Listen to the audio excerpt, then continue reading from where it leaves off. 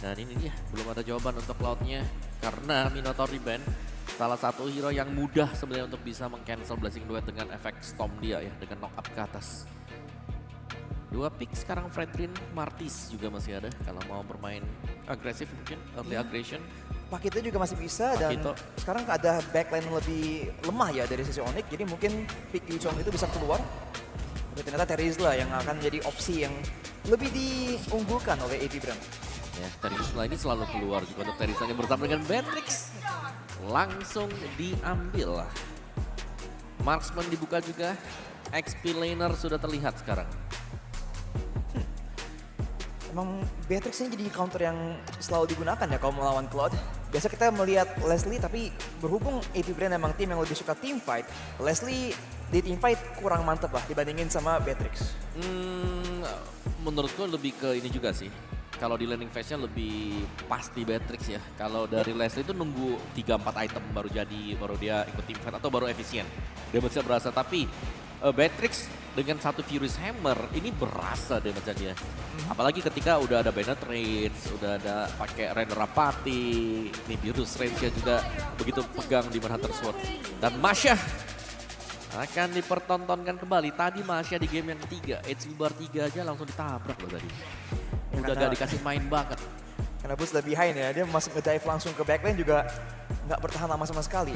Dan sebenarnya di game ini juga agak berbahaya karena dengan adanya Cloud yang harus ke close range, mendekat, ada kemungkinan bisa langsung ke burst down sama Valentina dan Beatrix. Jadi kemungkinan Onyx akan mencari siapa gitu buat bantu tahan damage kalau nggak lockdown backline-nya pas Cloud lagi masuk.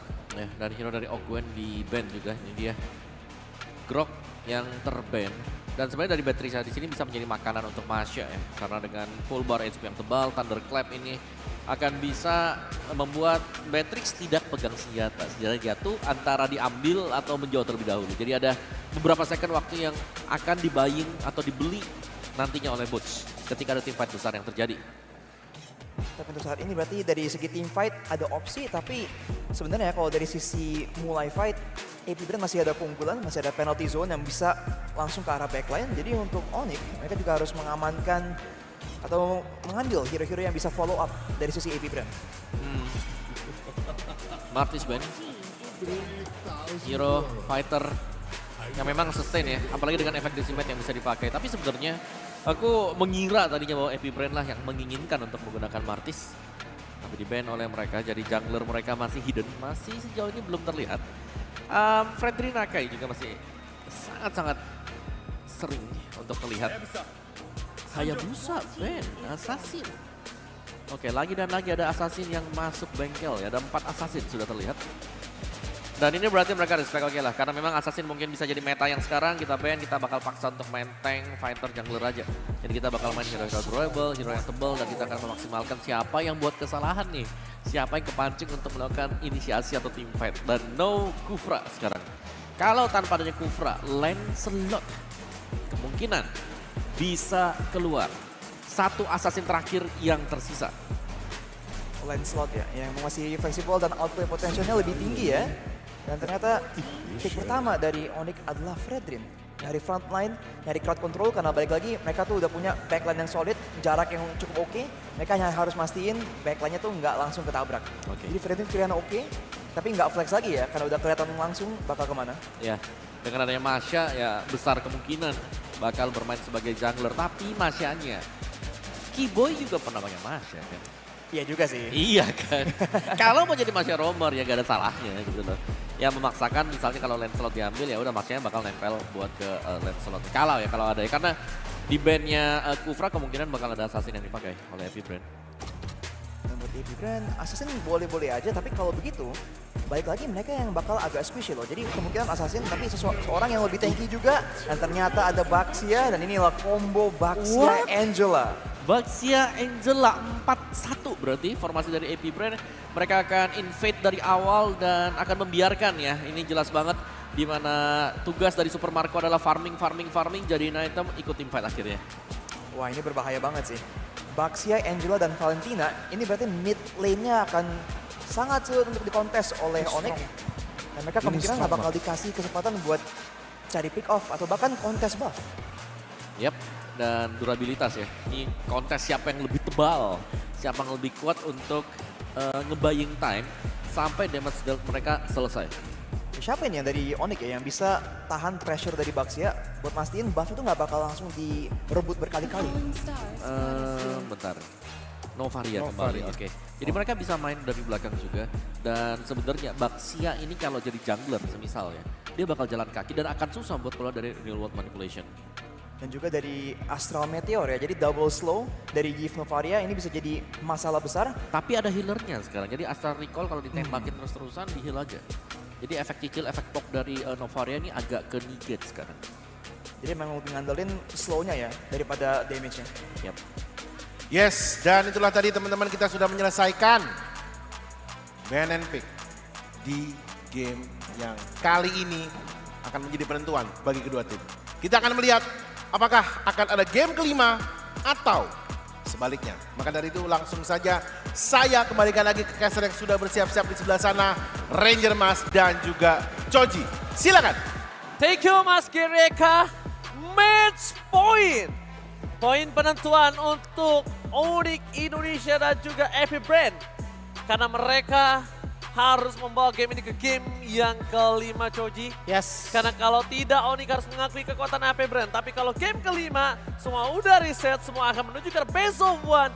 Dan tentunya ini akan lebih malam lagi kita melihat dan makin deg-degan. Tentunya sebagai Indo Pride ya, kita inginnya melihat adanya Grand Final Indo lawan Indo. Oh, pasti. Jelas.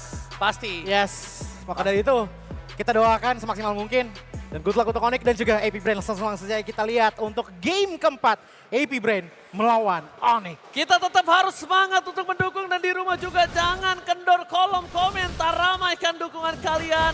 Karena kita akan menuju ke arah game yang sangat menentukan apakah masih berlanjut 5 game atau Onyx harus turun ke lower bracket. Ya, tapi yang aku suka untuk dari game kali ini adalah ini junglernya. Ini bukan jungler yang in and out. Ini jungler yang kalau udah komit antara lo survive atau lo tumbang. Gak ada yang namanya kabur-kaburan. Dengan mengambil ke arah Fredrin dan juga Basha di masing-masing kubu. Tapi kalau kita ngelihat dari mid laner power yang dimiliki oleh Onyx dengan Sans membawa Yves, menurutku ini bakalan menjadi salah satu winning factor juga untuk Onyx. Ingat, point kristal itu slow-nya bakalan parah banget efeknya ke arah Baxia dan juga Terizla. Alright, dan bahkan kalau bisa kita bilang juga ini salah satu hero power dari Sans itu sendiri, dari Eve. Tapi di arah belakang, Boots lagi akan menjadi sosok yang akan diandalkan oleh para pasukan dari Onyx untuk menuju ke arah Super Marco. Iya, Tapi dengan talent seperti ini, Boots punya mobilitas yang cukup oke sih. Sama dia memang udah diprioritaskan untuk 1 by 1 kayaknya. Gak cuman itu doang, kalau kita ngelihat ke arah Sans juga dia ngambil weapon master gitu loh untuk memaksimalkan damage-nya lagi dengan memberikan attack tambahan dari magic power sebanyak 5% per item dan juga dari skillnya. Tapi selebihnya dari itu kita melihat bahwa ada focusing map juga dari Angela yang membuat harusnya ada damage tambahan kalau Ogwen masuk ke dalam salah satu player dari AP Brand. Informasi yang sangat mahal untuk OEXP laner bisa didapatkan yaitu dengan tidak adanya flicker. Dan Turtle telah terbuka. Ini harusnya Kairi akan lebih pede lagi untuk bisa mendapatkan Turtle kali ini. Akankah coba dimanfaatkan pergerakan dari seorang Kairi yang tidak ada flicker, Flatus di depan sana. Masih ada Angel lah, Boots is coming, masih ada View. Tapi Retribution akan coba didapatkan oleh siapa kali ini? Kairi! Walaupun dapat Retribution tapi first blood harus di tangan dia karena damage yang besar dari seorang View.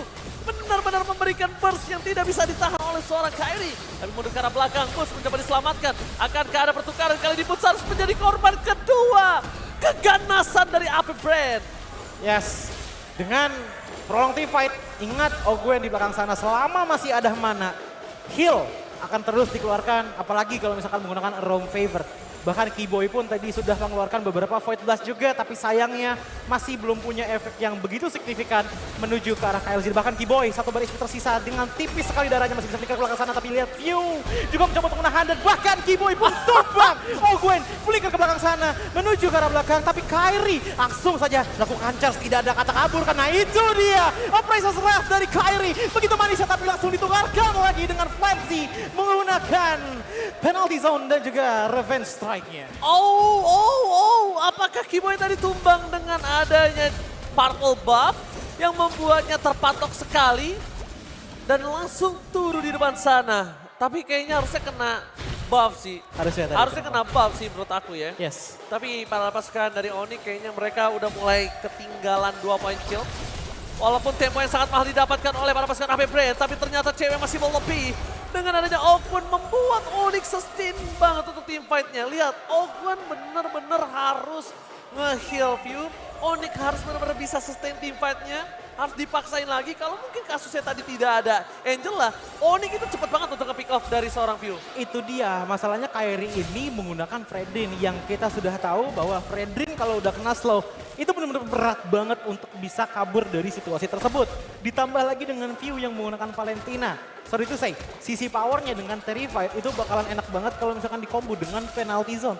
Jadi, aku melihat bahwa dari kedua belah tim, ini punya skill, harmoni yang bisa dibilang sangat-sangat memadukan banget gitu loh. Apalagi dari AP Brand. Cuman Onyx juga bisa, tapi dengan syarat bahwa Suns-nya udah punya glow yang terlebih dahulu. Oke, mundur ke arah belakang. Langsung dari wall manipulation dari seorang view. Imitasi yang terjadi para pasukan dari Onyx bakal coba dihantam ke arah belakang. Kiboy nggak bisa selamat. Karena dengan adanya Kyle TZ terlalu kuat. Bahkan Kairi harus tenggelam di dalam jangkauannya sendiri. Kyle TZ too strong. Dengan kombinasi dengan adanya Angela membuat Kairi harus turun ke arah belakang. Dan one by one situationnya gagal di arah top lane. Sejauh ini damage burst masih belum keluar dari tangan tim Onyx kepada KLZ. Ditambah lagi dengan durability yang oke dan juga Angela yang selalu melakukan hard guard. Jadi sudah hitung 3 kali sejauh gameplay berjalan.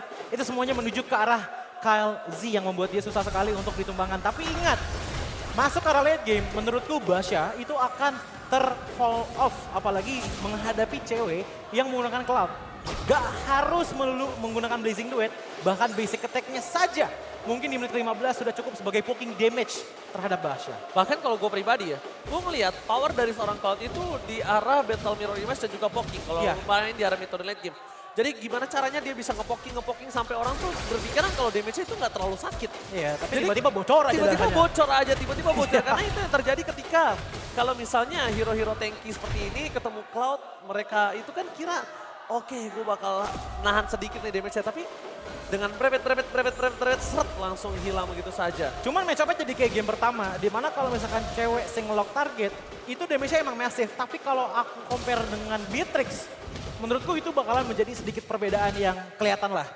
Kalau Beatrix kita tahu nih birunya mungkin 3 klip di arah late game, itu udah cukup banget untuk meltdown ke arah tanker. Ya, Begitupun juga dengan mid laner. Kalau sekarang sih masih belum cukup. Sekarang masih belum cukup dan gimana caranya dia bisa untuk dapetin power dari farmingannya terlebih dahulu. Dan view ini lagi-lagi menjadi sosok yang menakutkan untuk Kairi. Kenapa? Burst damage-nya itu loh. Burst damage-nya nggak bisa ditahan sama Kairi. Walaupun setebal apapun Kairi nantinya. Apalagi Terrify Gaming yang jangan sampai para pasukan dari Onyx mereka terlena dengan permainan dari Kaltizi. Lihat celah serap Kaltizi. Tidak ada yang bisa didapatkan. Kaltizi terperangkap tapi terlalu kuat di fight dari para pasukan AP Brand. Bahkan lihat Kairi yang harus tumbang di depan sana. Kombinasi kembali terjadi antara Angela dan juga Baxia. Membuat para pasukan dari Onyx mereka harus melepaskan dan merelakan seorang Kairi tumbang. Tidak ada bahkan kekurangan darah sedikit pun dari seorang Kyle TZ. Iya, ini masalahnya. Angela mau masuk kemanapun juga bakalan menjadi salah satu titik kelemahan dari Onyx. Masuk ke view, tambahin move besi tambahan, tambahin slow juga, membuat ya damage-nya besar. Apalagi dengan cewek, lihat. Oke, damage-nya juga udah mulai keluar sekarang. Hampir saja terkena Render Sabati dari Super Marco. Tapi balik lagi ke pembahasan. Di mana Angela di sini itu nggak ada yang namanya salah. Masuk kemanapun itu bakal nge-assist banget. Apalagi Suns di belakang sana dengan minimnya front line. Apalagi dengan XP yang diisi oleh Masha. Dalam tanda kutip, kalau ada yang masuk sampai ke belakang, itu udah nggak ada yang bisa deny lagi. Sama sekali nggak ada yang bisa deny untuk memproteksi ke arah Suns. Alright, tapi dari bottom lane, Boots benar-benar akan dipegangin kakinya oleh seorang Ogwen. Mencoba untuk melakukan clear minion, tapi kali ini yang harus diperhatikan adalah gimana caranya Onyx bisa membuat ruang untuk seorang cewek. Power dari AP Brand, memang dia sangat kuat untuk team fight, tapi mereka agak sedikit kekurangan dari segi split push. Ya. Walaupun mobilitas yang cukup cepat dilakukan oleh KLTZ, tapi kali ini tidak bisa terlalu bisa mengejar untuk seorang cewek. Dan dari segi itemnya, dengan arah gold lane-nya bakal coba dipasang KLTZ versus Suns di depan sana, bakal dipegangin kakinya dan Rio Wapar mulai akan dibuka. Penalty zone menutup hari dari Onyx Esports di arah mid lane, bahkan mid lane turret mereka di outer sudah tidak ada. Tidak ada lagi yang bisa mereka selamatkan. Bahkan KLTZ bergerak semena-mena. KLTZ bergerak sesuka hati. Tidak ada yang bisa menumbangkan KLTZ. Tidak cukup damage. KLTZ too strong. Maka dari itu Onyx memilih untuk melakukan split push seperti sekarang. Di mana Boots dan juga cewek tadi di arah top lane. Split push dengan cukup baik tapi sudah mulai digiging juga, bahkan KLZ sudah menemukan Boots itu juga di depan sana. Ogwen pun memberikan damage banyak mungkin. Boots dengan satu baris tersisa otomatis tidak akan kuat untuk menahan 3 hantaman dan juga jepitan dari pasukan AP Brand. Bahkan kalau bisa kita bilang Super Marco dan juga Ogwen saja, nggak usah pakai seorang KLTZ. Itu juga pun nggak bakal cukup kuat kalau menurut gua. Ya. Karena heal yang cukup tinggi, terlalu kuat damage dari Super Marco membuat Boots yang ketinggalan satu level atas Super Marco. Dia tidak mungkin capable itemnya, nggak bisa catch up. Lihat, 5.000 gold difference di menit yang ke-9, itu jauh. Dan mungkin ada 1-2 item yang akan sangat signifikan perbedaannya. Apa tuh contohnya?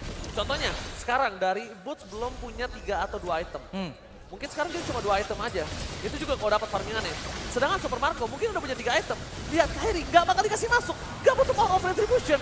Dia gimana caranya? Dia tutup di depan sana. Flicker bakal harus keluarkan. Dan Renapati from Super Marco berhasil menutup seorang keyboard. Bahkan Kairi akan menjadi korban keganasan view. Dia disembur. Terrified Gaming. Cewek bahkan gak bisa masuk karena teritorial AP Brand dijaga oleh sang perkasa Flapsy. Frontliner minim dari Onyx ditambah lagi dengan ketinggalan gold lead. Membuat Onyx pun seakan-akan kebingungan siapa yang seharusnya ada di depan sana untuk menahan damage yang diberikan oleh teman-teman dari AP Brand. Power dari Suns tadi cukup oke dari segi teritorial powernya. Tapi balik lagi untuk melakukan counter setup ini yang agak bingung dilakukan oleh Onyx. Apalagi dengan Lord yang sudah berjalan di arah mid lane sekarang. High ground defensive masih ada Zans. Tapi bagaimana dengan cewek? Apakah dia berani untuk melakukan basic duel? Reward manipulation bakal coba dipaksa di depan sana, tapi lihat dari seorang Kairi sekali maju ke depan di spray down satu klip dari Super Marco membuat dirinya hilang hampir setengah darah. Ini Lord yang pertama, mungkin tidak terlalu sakit damage-nya, tapi masih ada super minion bergerak. KLTZ mencoba melakukan zoning out, freeze lane menuju ke arah seorang cewek. Boots versus everybody, Boots gak bisa melakukan, ada sebuah tembakan dan turret akhirnya men-shutdown seorang KLTZ. Ketika tidak ada KLTZ, ini akan menjadi kesempatan yang sangat besar untuk para pasukan dari Onyx dan mereka nampaknya mengurungkan niat. Kalau nggak ada turret, mungkin KLTZ tadi masih bisa selamat untuk mundur. Ya, yang menjadi hal yang sangat menekankan dari Onyx adalah Ogwen dengan focusing mark sih menurutku. Karena balik lagi, bahwa KLZ yang dalam tanda kutip punya mobilitas oke di saat shield unity-nya menyala, itu udah menjadi power yang cukup menyeramkan bagi Onyx, apalagi dengan item di mana Molten Essence di tangannya. Ingat, Molten Essence itu nambahin damage di mana memakan 0,8% max HP kita untuk diberikan kepada lawan sebagai damage. Ada Radiant Armor juga, ditambah lagi dengan ternyata Boots membawa satu Garden Helmet diikuti dengan Molten Essence dan juga Corvin Sight. Itu yang gue bilang, 2 item berbanding dengan 3. Yes. Ini nggak bakal cukup dan bahkan kemungkinan besar dia akan menuju ke arah Demon Hunter Sword. Possibility yang cukup tinggi di sana dan itu semakin lebih berbahaya untuk seorang Kairi ataupun Boots yang notabene-nya dia ada menjadi garda terdepan. Ya. Para pasukan dari Onyx Esports. Boots harusnya udah tahu dia bakal coba dikejar asal-asalan. Kali ini untungnya Boots dikasih space untuk mundur. Gagal ada gerebekan dengan blind spot yang terjadi melihat View dan juga Ogwen nggak bisa megang Boots. Dia langsung diem di sana, Yes. dia recall karena dia tahu nyawanya terancam. Ditambah lagi dengan Super Marco yang itu sama sekali tidak dibiarkan sendirian oleh teman-teman dari AP Brand yang membuat untuk di arah backline dari AP Brand tuh seakan-akan sangat-sangat safe gitu loh. Dan kalau kita ngomongin malah salah hero jump in, dari tadi Boots sudah melakukan hal tersebut, tapi yang seperti dikatakan oleh Bang Oje tadi, item yang masih kurang, masih belum memiliki burst power yang cukup untuk langsung nge-shutdown ke arah Super Marco. Dan ini masih relatif di arah mid game. Kalau sudah sampai late game sih udah makin berbahaya lagi sih kalau menurutku. Oke, kita melihat apakah ini akan ada take over world yang didapatkan Onyx. Karena Flapsy udah lebih kuat lagi, dia udah punya Sky Guardian Helmet. Informasi yang sangat mahal barusan udah dilihat kalau tidak adanya pergerakan cewek untuk masuk. Ketika Battle Mirror Image sudah dibuka, cewek masuk ke situ dia akan menjadi bahaya. Dan lihat, satu kali semburan aja, cewek seperempat darah dan hampir setengah darah hilang. Mencoba untuk menangkap Flapsy, membuka stance di depan sana para pasukan dari Onyx. sedikit dengan sabar melakukan poking damage, tapi nampaknya udah mulai akan teamfight terjadi. Flaptesi udah ke arah belakang, bakal berkejar Rosal Katisi, tapi lihat ditungguin oleh seorang Flame. Di belakang Sun Supermarket akan menjadi korban utama dari para pasukan FP Brand. Dua hilang, View menjadi korban kedua, dan para pasukan dari Onyx mereka sama-sama masih mau lebih. Lihat damage yang diberikan oleh Kyle di sini. Kyrie too strong, mencoba diberikan, masih ada Sun, spamming point kristalnya dan Boots, it's coming. Ogwen menjadi pilihan utama. Where are you going, Ogwen? Tapi nampaknya Ogwen gak tercapai, karena dia masih bisa mendudukan belakang dengan flickernya para pasukan dari Onyx mereka. Teamfightnya cukup lama dan Apres run, but not top. Seorang Ogwen mencoba diselamatkan dengan Ripple Manipulation. Masih ada penalty zone, Kyrie tumbang. The power of retribution, tapi mereka akan coba menutup. Flap TC, Oh my god! Masih bisa survive. Ogwen di belakang sana. Pure. Itu dia. Long Waves yang dikeluarkan oleh Angela menjadi supporter ataupun tiang durability dari AP Brand. Kita sudah bisa melihat bahwa Flapsy ini menggunakan Terizla yang bisa mendapatkan damage reduction up to 30% di saat HP-nya menghilang. Ditambah lagi dengan heal yang dibawa oleh Ogwen. It takes too long untuk teman-teman dari Onyx bisa langsung men-shutdown ke arah dua player tersebut. Apalagi dengan Kyrie yang membawa Fedrin, yes diikuti oleh Boots. Tapi mereka tidak unggul dari segi healing powernya. Oke, satu kali Apresis Red bisa langsung mencambuk ataupun mempunish ke arah Ogwen. Tapi kalau untuk mencambuk ke arah Flapsy, no, it's susah sekali untuk bisa menumbangkan ke arah hero power tersebut. Tapi satu hal yang sudah dilakukan sangat-sangat benar oleh Onyx adalah Super Marco-nya dipisah, langsung di lockdown, membuat adanya chance untuk Onyx bisa melakukan setup counter attack. Kalau misalkan bisa dilakukan lagi, mungkin saja akan ada turning point untuk Onyx. Oke, dengan pasukan dari Onyx mencoba untuk melakukan all-in terhadap seorang View. Flicker terakhir mereka begitu saja. Flapsy menutup pergerakan dari seorang cewek. Tapi cewek masih bisa mendapatkan Flapsy. Ini akan menjadi korban yang cukup mahal. Tidak ada play yang dimiliki dari para pasukannya FP Brand. Maka coba dipaksa. Kyrie kali ini udah mulai harus berpikir dua kali lagi sebelum dia bisa menangkap seorang Flapsy. Dan karena flicker dari Flapsy tadi nggak terlalu berimpact oleh seorang cewek.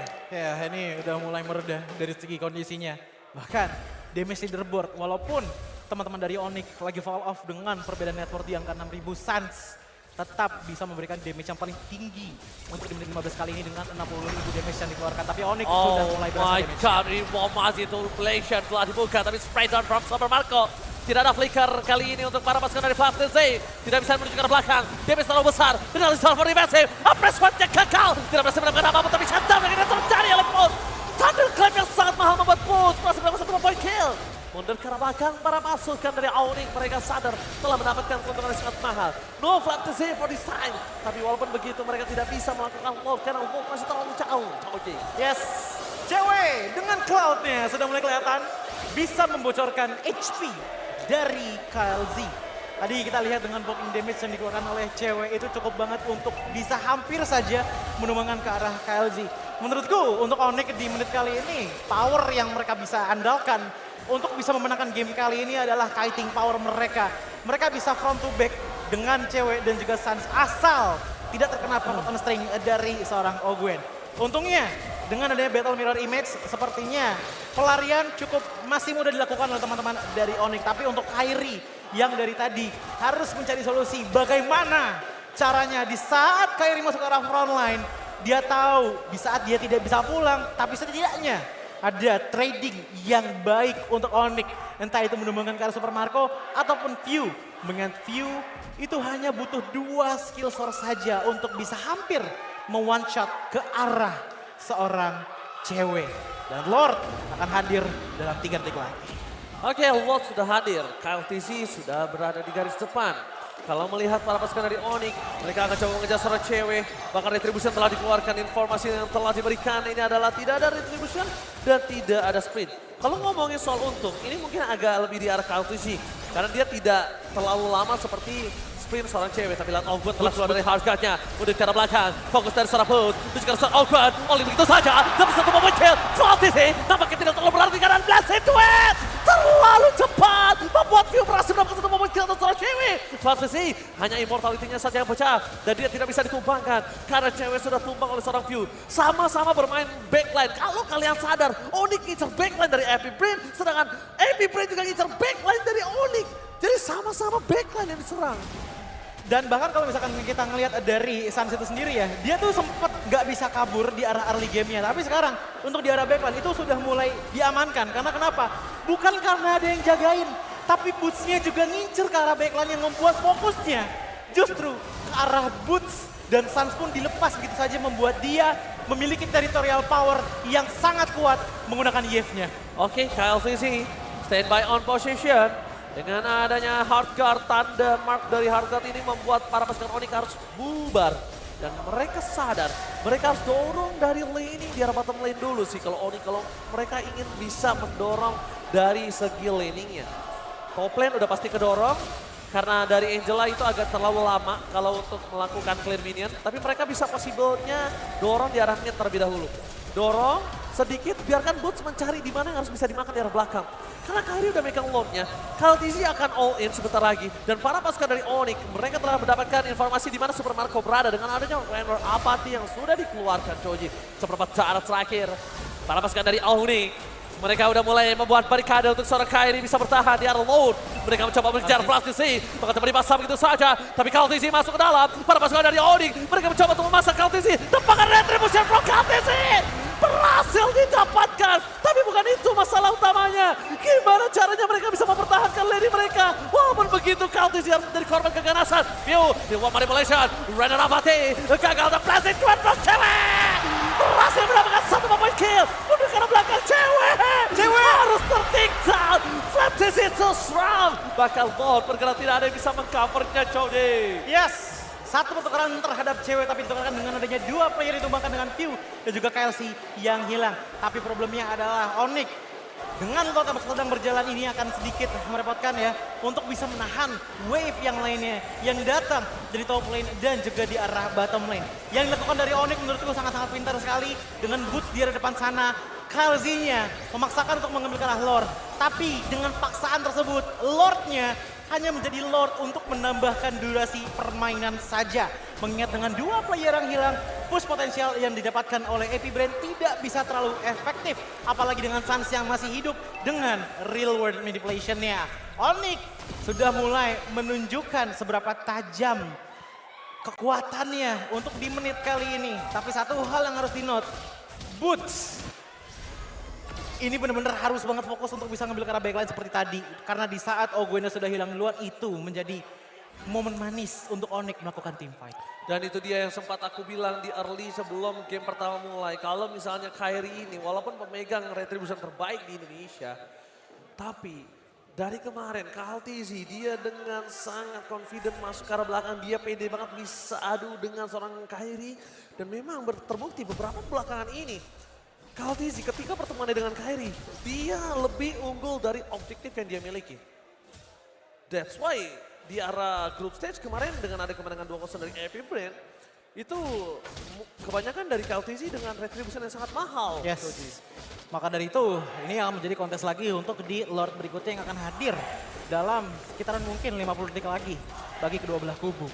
Nah, menurutku setup dari Onyx tadi udah cukup bagus. Tapi emang ada beberapa momen kecolongan dengan adanya KLZ yang tadi masuk ke belakang dan juga View yang mungkin bisa saja hampir one shot ke arah cewek. Cuman ingat, Keyboy di sini juga menggunakan ke arah Novaria yang dimana dengan menggunakan Astral Echo-nya dan juga Astral Recall-nya, seenggaknya masih ada bush yang bisa dibuka seperti sekarang dimana View dikomitkan. Dipaksa, Flicker telah dikeluarkan, View-nya hilang. Tidak ada power mid lane, 1 menit yang sangat mahal. Tandanya ini akan menjadi Lord tanpa ada View. Ketika tim fight 5 versus 4, mungkin yang harus dilakukan oleh para pasukan dari Onyx adalah gimana caranya dia bisa landing di area bottom lane, didorong dulu. Dia dapetin inner turret terlebih dahulu. Dan kalau misalnya Epic Brain memaksa tim fight, gua harap mereka akan tim fight dan menghantam para pasukan Epic Brain terlebih dahulu. Yap, karena satu resource damage sudah hilang. Dengan ada Valentina otomatis lihat bagaimana Onyx langsung nge-burst ke arah Lord. di menit yang ke-22 kali ini. Ditambah lagi dengan wave minion yang cukup rapi Oh. untuk Onyx. Ini sepertinya cukup possible untuk Lordnya diambil oleh Onyx. Oke, free. Oke, free. Kali ini Free. Choji. Yes. Karena balik lagi minion jalan, lihat di arah top lane, di arah bottom lane udah mulai dirapiin juga oleh teman-teman dari Epic Brand. Oke lah inhibitor turret di arah mid lane-nya sudah bolong. Tapi Choji yakin Onyx bakalan cukup kuat untuk menahan wave juga yang ada di arah mid lane. Oke, Lord diamankan oleh Onyx. Kalau gitu Istora mana tepuk tangannya? Wow, benar-benar masih bisa memiliki waktu untuk bisa menuju ke arah base mereka. Tapi waktu ini apakah mereka cukup, Choji? Blood Wings di tangan Suns. Oh, itu bakal sakit banget. Itu bakal perih banget. Lihat poking damage terjadi. Mundur ke arah belakang. Best friend telah dipecahkan. Para pasukan dari Onyx. Mereka mencoba untuk mendapatkan seorang kill. Tizi udah mulai terperangkap. Tidak ada harga. Langsung ada dapat satu momen kill. Lansing Red from JW menuju ke arah belakang. Dan Fiao. Weston Sunshine satu take. Masih ada Weston Sunshine. Tapi base-nya terkena asap bebas. Dan Onyx memaksa menuju ke game yang kelima. Permainan yang sangat panas di match ketiga.